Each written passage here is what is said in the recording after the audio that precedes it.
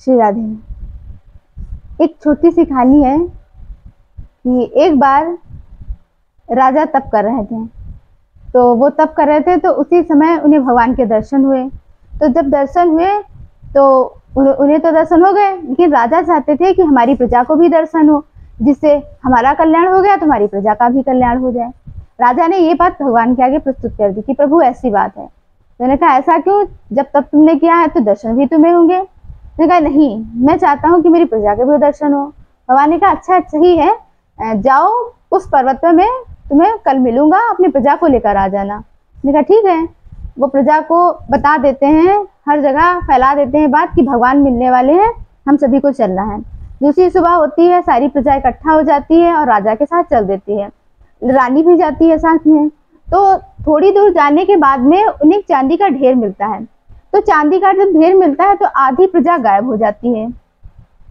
राजा बहुत परेशान हो जाता है कि सर्वस्व को आज देखने के लिए प्रजा इस तरह से गायब हो गई। उन्हें थोड़ा क्षोभ हुआ मन में। देखा जैसी प्रभु की इच्छा, राजा आगे बढ़ जाते हैं। एक सोने का ढेर मिलता है, तो वहां पे जो प्रजा जितनी बची थी वो भी गायब हो जाती है। राजा को बड़ा दुख होता है, लेकिन अपनी रानी के साथ राजा आगे बढ़ जाते हैं। फिर रानी भी आगे जाती है तो उसे हीरे जवाहरात का ढेर दिखाई देता है, रानी भी गायब हो जाती है। राजा बहुत दुखी होता है और जाता है भगवान के पास। तो भगवान से सारी बातें बताता है।